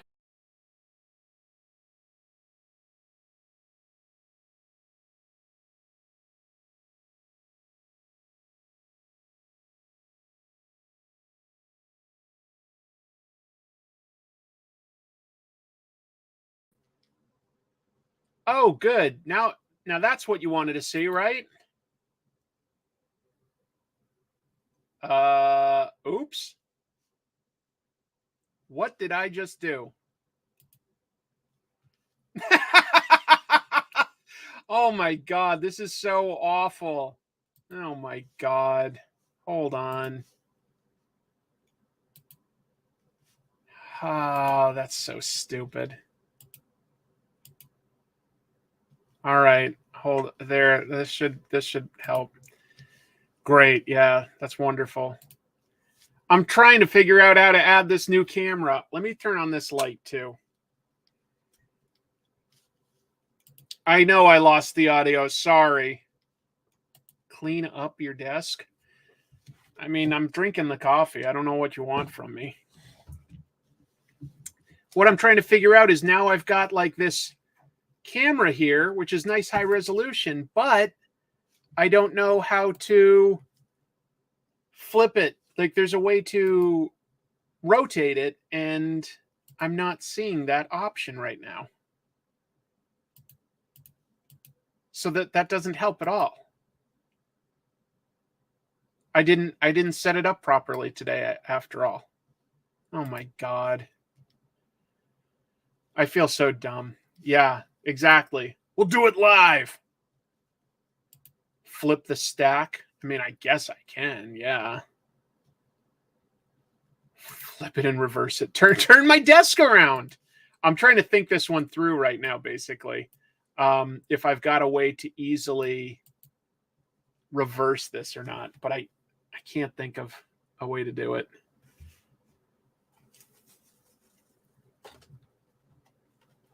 I can move this around, but you know what? This is I'll do it like this. This is so embarrassing, like as a way to present things.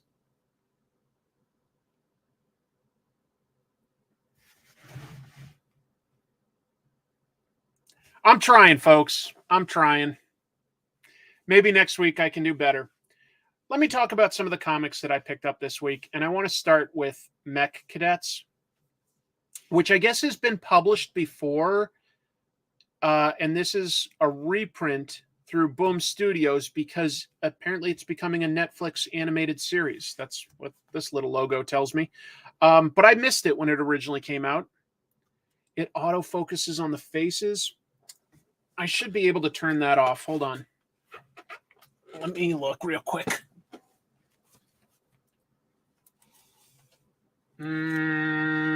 It's going to require me to do it next time. This is written by Greg Pak, art by, is it Takeshi Miyazawa, I believe? Yeah, and it essentially is a bunch of robot pilots. So that looks cool. I like that. On top of that, this all takes place at some undefined point, I think, in the future, but Earth is dealt with some alien attacks, and these teenagers have bonded with some alien tech robots that have, like, in the past helped fend them off. But the government, like, and military is ordering these kids to obey every little order. And for instance, they send them into town because people are looting a store while their town is flooding. But the kids are like, well, the food's all going to go bad anyway, and these people are starving. No, we're going to help them. And that gets them in trouble with the military brass. And then they get sent on a mission, but like the main leader, whose father is a high-ranking general in the military, she gets demoted to, like, from group leader, even though she pilots the biggest mech. I really, like, yes, okay, this is fair here. Nobody's done teens and giant robots before. I understand. You're right. It is stuff that's been done before, but Greg Pak is a good writer. These characters each have likable, distinct personalities and distinct voices, and it looks good. I think this is a lot of fun.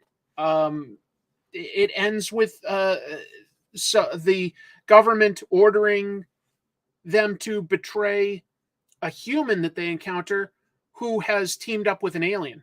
And they don't seem like a threat at all, but the government's like, no, he's been compromised. You can't. So there's something very strange going on in the government, but it's exciting. And at the back here, I didn't bother to read this yet, but they've got some details on the upcoming Mech Cadets TV show and what they did to adapt it. I might read that if I watch the show and I'm curious to compare it. But for now, I just picked it up on a whim. I really liked it. It was really, really good. Yeah, it's going to be a Netflix show. I was surprised at how much I liked it. This one is a Hollywood special by IDW, and it's sort of like produced or presented by Scott Snyder. He did something called Dark Spaces Wildfire. This is Dark Spaces Hollywood special.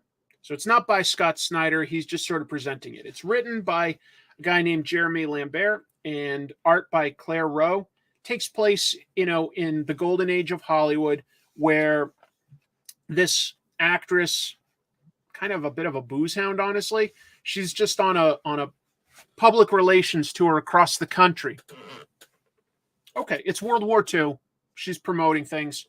That's all well and good. She's got personal issues that actually made her really interesting. She seems to have abandoned her daughter. They come to this coal mining town, and nobody's there to like see them, which is kind of weird. And they find out that there's currently a collapsing cave-in happening. And what surprised me was the lady. She isn't uncaring at all. She's very caring, it turns out. And she's like, no, we're gonna go help them. But there's some weird stuff that's going on here. I'll just like hint at it. When they get there, they find. Let me move this. They find these weird body parts in the rubble, but like it shouldn't be up there at this point. Like the people are trapped in the cave and they are above ground, like in an area where the rubble that they've been carting out is just getting crushed and stuff like that. There shouldn't really be body parts in there like this. So something supernatural and weird is happening. It's a mystery so far, but I thought that was pretty good. And I've never come across Claire Rowe as an artist before, but I think that that's some pretty crisp, easy to read artwork. Great shadows too. Yeah, the art does look really good, Shin Matthias. I agree. I was surprised. I don't think it's canceled. I think that the future issues of their creator-owned lines are canceled, but I believe that they are going to see this one through. That's my understanding. Yeah, this is issue 1 that just came out this week, X. So, Dark Spaces Wildfires by Scott Snyder and Hayden Sherman, I believe, really impressed me. It was a cool heist-type story set in an actual wildfire. It was good. Yeah, I can see something a little like that sort of clean, crisp Ryan Sook style. I can see that a little bit. Anyway, I was surprised. I thought it was pretty darn good, and I hope that it isn't canceled. I want to read more.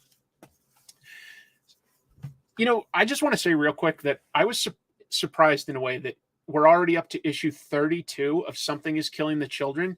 It doesn't feel like this book has been out that long, but 32, like we're coming up on 3 years of this book. It's a huge hit. It always reads really, really fast. So it's probably a really enjoyable experience in the trade paperback format as compared to getting little bits of it each month. In this issue, the main character, Erica Slaughter, is basically lining up with somebody who's been her adversary up until now. Jessica was her mentor. This is Cecilia. Cecilia is like a fellow sort of hunter at her organization that just does not like Erica and is hired like a complete psychopath to take her out. Oh, I don't want to just give away the story though. You know what's really cool about this issue is they really get into how people can hate each other and have certain personality traits, and at the same time can be very caring in other aspects, and people are complex. They're not easy.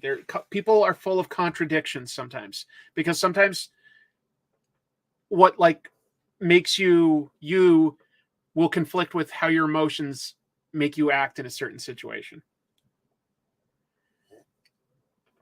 It's wild, but I just blazed through this. Look, I appreciate that James Tynion doesn't feel the need to overload a page with dialogue. I think it's really important that comics are a visual medium. And sometimes you don't need that stuff. You don't need lots and lots of dialogue. But it also means that you read through these issues pretty damn fast. I think it makes for a better overall presentation, but a quick reading experience for what you're paying for. But I would not recommend the alternative that, like, you know, these comics have, you know, tons of dialogue to slow down the reading experience. I don't think that that's enjoyable. I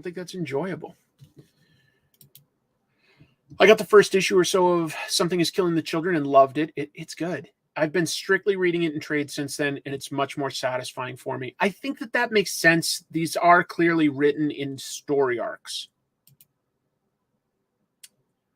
No, I did not get Godzilla War for Humanity. I'm reading Godzilla Here Be Dragons. Here There Be Dragons. That one's good.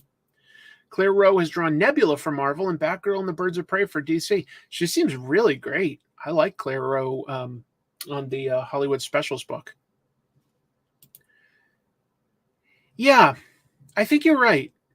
James Tynion is really good at drawing characters or writing characters that feel real, because there's just lots of little details to what makes them, which includes things that sound contradictory but do make sense. There's a lot of interesting backstory here, and there's some emotional catharsis as well.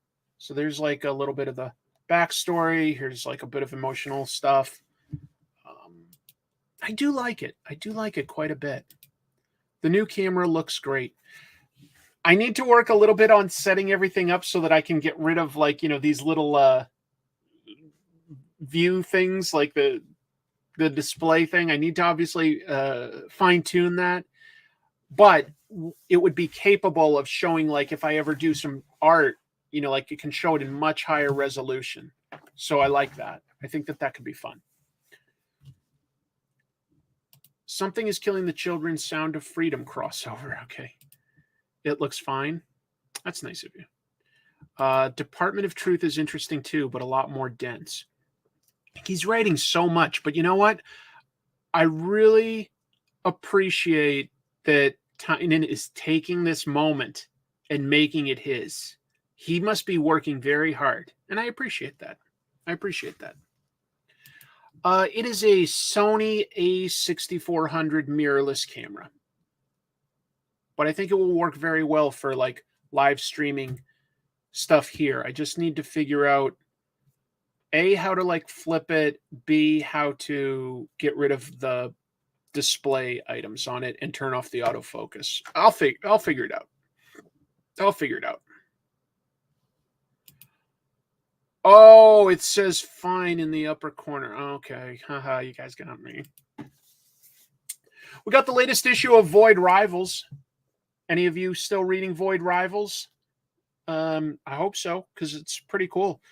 I appreciate the artwork in this one by Lorenzo de Felici. I get the sense Kirkman's having fun. And if Robert's having fun, his books move really fast. You don't have to know Transformers lore to enjoy this, but it does pull on some Transformers lore.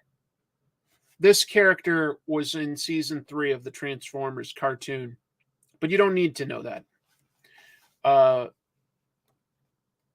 This one introduces... You know what? I don't want to spoil it for you.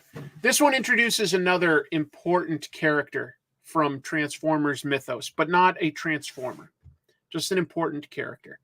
And I wasn't expecting it when I first read it. I liked it. It's going in some interesting directions, but the focus is still clearly on the two main characters, two aliens from warring race that were trapped on a planet and are going in, they have to work together to survive. They're learning some things about their histories that they're way more alike than they realized. I really like the guy in this, his hand droid. He's got like basically, a Siri that knows way more. And it's just kind of cool to have that technology. It's a good bit of technology. Yeah, it moves pretty fast. There's some really funny moments. Oh, baby, I'm having the best time of my life on this thing. Y'all think you know about these robots, but you ain't seen it yet, baby. He does not talk that in that much of an accent, but that's not too bad. Oh, baby, the hand droid? You kidding me? Shoot, I'd be wearing that 6 ways from Sunday. All right, just to be clear, Robert is not A total hick from the deep south. I took a shot on Uncanny Avengers because I liked the idea of Uncanny Avengers when Rick Remender started it. It was sort of the last big thing he did at Marvel before he just decided he preferred to do his own creator-owned work. This one's written by Gerry Duggan. And the idea behind Uncanny Avengers is simply this. Captain America specifically recognizes that mutants are being persecuted, and he creates what's called the Avengers Unity Squad. In other words, it will have some traditional Avengers combined with mutants from the X-Men to show that they can work together. It's an interesting grouping, but it does make sense if you know some of the history. Quicksilver, of course, has been an Avenger since very early on, so that makes sense. And Deadpool has also been on the Avengers team, and Captain America really wants to give Waid a chance to sort of redeem himself. Rogue was on the last Uncanny Avengers team a few years ago. And then we've got two new members, the Quanon version of Psylocke and Penance, or M. St. Croix. It's a good team. Oh, by the way, I will say this real quick before I go too far. I really appreciate that, like, in certain Marvel comics this month, Avengers, Spider-Man and stuff, look at this. You open it up, and the interior cover and first 3 pages are all a tribute to John Romita. I had it in the news last week, but it really is. It's a good tribute. It's really nice talking about the stuff that he did. Some comments by current Marvel editors and stuff. It's a nice tribute. And then the story gets started. It ties into some of the modern continuity with characters like Dr. Orcus, who essentially is just a version of Mr. Sinister. Let's keep it simple. And MODOK. They're going after mutants. This involves Captain America having already recruited most of the team, and he recruits Psylocke and Penance into the team in this. And the villains are a new version of the Mutant Liberation Front, which does make sense, to be honest. It's hard to explain, but the story will give you everything you need to know. And it gives us a mystery. The leader of the Mutant Liberation Front is Captain Krakoa, okay? And we don't know who's under the mask. That's a mystery. Originally, Cyclops portrayed this character and was doing heroic deeds and like Krakoan support. But now it's a bad guy, and we don't know who's under the mask, but he's recruited some, traditional evil mutants like Blob and what's this, Wild Side? That was like, I think, a Rob Liefeld creation back in the X-Force days. It's good, though. Oh, Fenris, the Von Strucker twins. That's good. There's some good humor in this. And I'll tell you what, Gerry Duggan really kind of got his start at Marvel writing a bunch of Deadpool stuff with Brian Posehn, Tony Moore. And he's got a good handle on Waid's voice. He's pretty funny. Everybody seems in character. And there's a good mystery. And it's a team that you wouldn't think would work together, because Psylocke and Penance are definitely willing to kill. And traditionally, Captain America's like, look, let's find another way. At the same time, Captain America fought in World War II. If he has to, he does kill. Just, he's never been like, Batman or Spider-Man with a no-kill rule. He usually doesn't have to because he's very, very skilled, right? But he does understand that sometimes you need to kill the enemy when there's like an army of enemies. So it'll be interesting to see him go up against the Von Struckers eventually, because the Von Struckers are the children of Baron von Strucker, one of his enemies from World War II, basically a Nazi. The Von Strucker twins are mutants. So there's some that's a good move to bring that piece of continuity into a book like this. That makes sense. It feels like Gerry Duggan actually has given some real thought to which characters he wants to populate the team with, and I appreciate that. But I haven't been keeping up with the X-Men stuff, or really the Avengers stuff, and I was able to read this, and it totally made sense. Totally made sense. So honestly, I kind of liked it. Yeah, they do mention Secret Empire, which I hadn't read, but I take it when Captain America was sort of evil, he manipulated Deadpool into, like, following him. And Captain America feels like Deadpool deserves another chance there. So I was surprised. I liked it. I didn't expect to, but I really liked it. This one was really fun. Except if you've been reading comics for a while, you've probably read how Batman and Superman have met. They've done that type of story before, but this is a new version of it. And it involves a mystery. And if it involves a mystery, it should involve the Riddler. Well, it does, but the Riddler is leaving clues in Kryptonese. So that's what brings both Batman and Superman, young versions of them, into a case together. And they get to meet for the first time. It's good. It's really interesting. You get to mix in some characters like Commissioner Gordon and Alfred. And basically people are disappearing. Becoming like right in front of people. People are just disappearing. Becoming phantoms, you might say. Yeah, it involves the Phantom Zone, just to be clear. It involves the Phantom Zone. Exactly what's going on? A mystery. But I like that the Riddler is leaving clues in Kryptonese. Like it's like, oh, okay, well, why is that happening? I'm curious. Okay, you hooked me a little bit. It plays on a little bit of continuity, but it gives us a good mystery story. There is a cliffhanger ending with like a reveal of a villain, but it's also fun watching not just Superman and Batman, but Bruce Wayne and Clark Kent getting to look at these stupid like little boxes. Sorry, guys. I'll get that cleaned up for next week. It wants to find the face to focus on. I'll turn off autofocus next time. Most of the World's Finest book that Waid is writing is traditionally drawn like this cover by Dan Mora. To be clear, this is like sort of a fill-in artist this week, Travis Moore, who I'm not overly familiar with, but I did think he was solid, more than solid. Really, really nice looking work. Really, really good.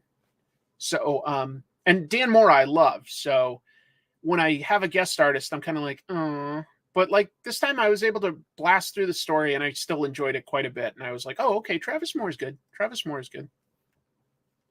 But I liked it. I do recommend this. You don't have to have read anything else if you just want to read a fun, like I think it'll be a two issue story.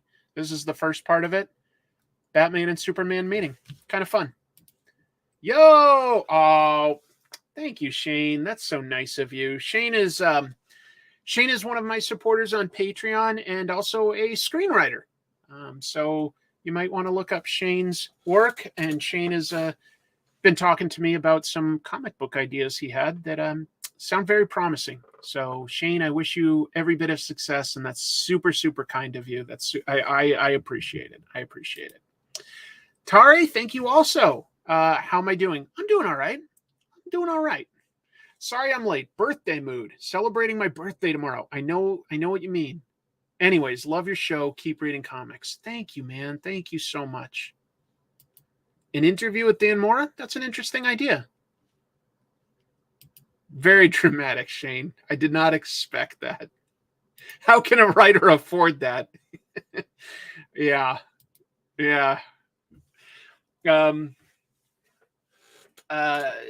Let's see. Shane, what I forget the name of the movie that you have right now that has Guy Pearce in it. But he's Guy Pearce. I mean, we all know Aldrich Killian from Iron Man 3, right? Well, he's done some other stuff too. So, yeah. That's nice of you, Gene. Yes, happy birthday, Tari. I know what you mean about like the nerves and moods and feelings when you've got the birthday. I mean, I just had mine less than a month ago. You know, I'd like to know more about Dan Mora too. That's actually not a bad idea. Maybe I will reach out. That would be really interesting. Oh, I know. Like, man, Memento really was like, oh, this Christopher Nolan guy, I got to pay attention to. There we go. The Convert, director Lee Tamahori. And Lee, did Lee direct? I'm a huge James Bond fan. Didn't he direct Tomorrow Never Dies? He directed one of the Pierce Brosnan ones, I believe. I think that's what he directed. Very cool. Very cool. Congrats, by the way. I know you don't need it from me, but still, congrats. That's pretty cool. You know, I've never seen Ravenous, and everybody talks it up as a really good movie. 50th. Well, you know what? Sometimes when people say an age is just a number, there's a bit of truth to it. There really is. It's how do you feel? You know, what are you doing to keep yourself active and healthy and engaged in the world? Die another day. Die another day. The worst one. His words. That's funny. Maybe I'm such a big James Bond fan that I even like the ones that, like, you know, some people say aren't the best ones. So I still enjoyed that. So yeah, that's the one that he did. That's awesome. Congratulations. Just two other books that I picked up this week. Spider-Man, Dan Slott and Mark Bagley continue to build out the new character of Bailey, aka Spider-Boy, who has retroactively been said to have been part of Spider-Man's life. You know, he got certain spider powers in a very different way. He can turn monstrous. This is a bit of his origin. To get his powers under control, because he can sometimes turn monstrous and have 8 eyes, which are overwhelming. So what does Spider-Man do? He brings them to Daredevil for training. And Daredevil calls himself Club, kind of like his mentor Stick taught him, and teaches Bailey how to use his powers. I loved it. That's cool. Now, Bailey's only 10 years old, so a lot of this story is Spider-Man, Peter, saying, like, I can't have a sidekick. I cannot allow a 10-year-old to go into combat. And Bailey is sort of filling in the blanks of what happened in the past that nobody seems to remember. And there is some logic to him being allowed to function as a superhero. And yeah, it definitely involves them going up against Big Wheel. I'll leave it at that. What a tease, right? Spider-Man and Spider-Boy going up against Big Wheel.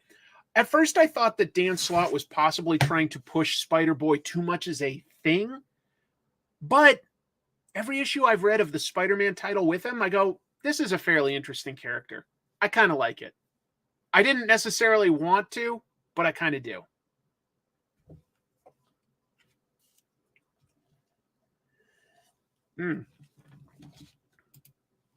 Big Wheel, yeah. Well, it's probably still out there, Phil. Big Wheel. Everybody's excited about Big Wheel. Last book I picked up this week, and I really do want you folks to consider this. Now, look, I'm a little biased here because I have known artist Khary Randolph for a long time. A long time. Jesus, maybe 20 years. If it's not 20, it's close. I think he's a great artist. He's done a lot of amazing things in the industry. He really has. And yet I think he's still sort of underrated, in my opinion. Well, his partner, Joanne Starer, has also written some comics that are really good. In fact, she's about to write the Fire and Ice book at DC Comics, I think next month, or maybe in 2 weeks it comes out. But this is their book that they do together on their Substack newsletter. But Boom Studios prints it in physical form. It's called Sirens of the City. And what it is it's set in 1980s New York. It's a much grimier, grubbier place, less technology, that's for sure. And the main character is homeless and pregnant, and she wants an abortion. But there's more to it than that. It would be too easy if that's all the story was. She is, it turns out, unknown to her so far, she is a siren, like the supernatural creature, the siren. And the guy that got her pregnant is an incubus. Basically, they can each sort of command other people what to do. So she has this something growing in her that she doesn't want. You know, she sort of thinks of it as a monster. Well, these two races are at war. They shouldn't have, you know, met and had this happen. But the baby seems to be a little bit aware and not want to die.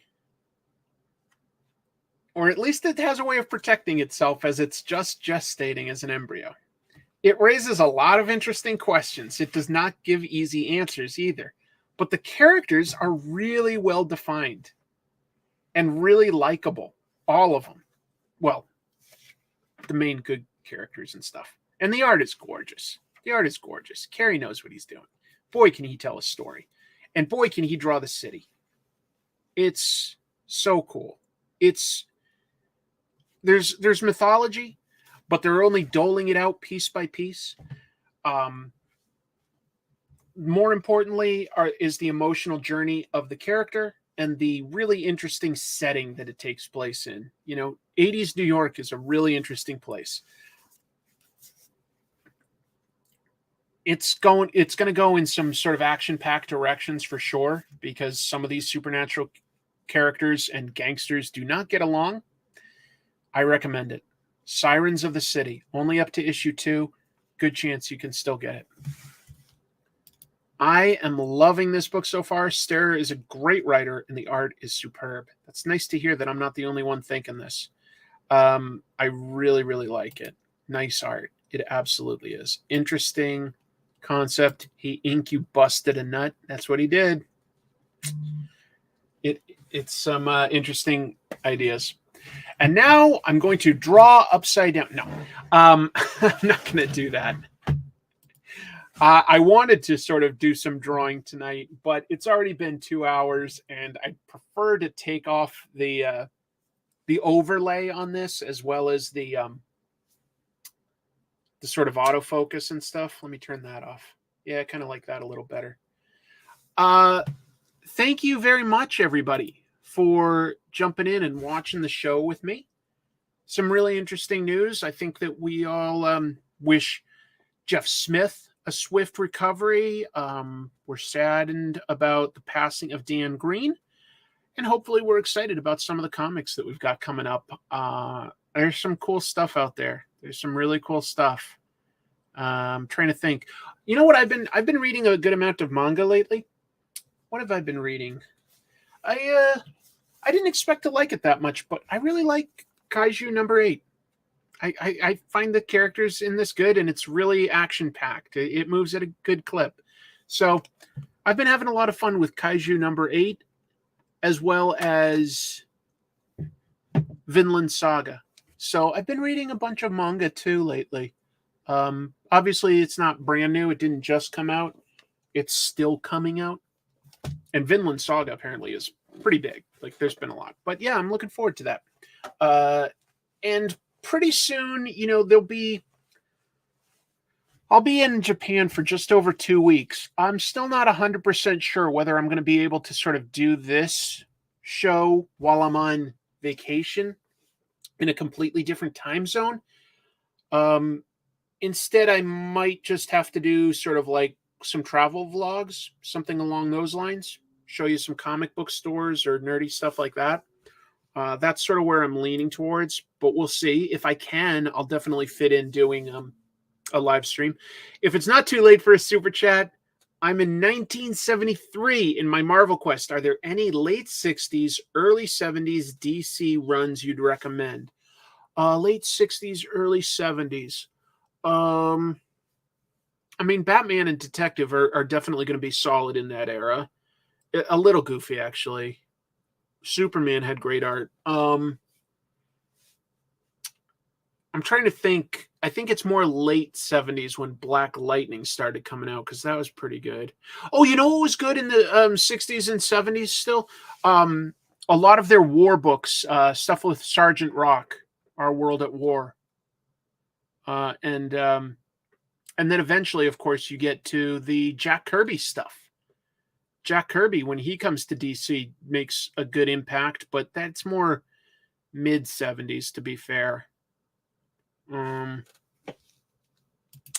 Yeah, that was what I was first thinking of when I started, was definitely like, the Denny O'Neil, Neil Adams. Like, there's some good stuff there. It's really, really good. Let's see. There are anime-themed restaurants and cafes in Tokyo you would like. I just found out about them. My bro's going to Japan. I've been to Japan several times. I know what you're talking about. This will be like 5 or 6. It's good that I can't remember off the top of my head. I think it's my 5th. I think it's only 5th, but it'll be good. Oh, well, yeah, that's towards the end of the 70s is all. We're about a decade off from where he was asking, because Swamp Thing is pretty fantastic, but yeah. Oh man, that would be a blast, but I'm not in touch with any popular vloggers there, so I don't know. And I'm going to be with my wife, and I want to spend time doing things together. It's our trip together. Well, we've got a bunch of ideas, but we love Japan. We have a great time there. I understand it sounds, we have gone there many times. But it's one of my favorite places. That's all I can say. It's one of my favorite places. I really like going. But I will like try to go to some other places. I'd like to go to New Zealand. I'd like to go to Germany and France. I'd like to go to Brazil. I'd like to go to Kenya. These are all places that are very high on the list.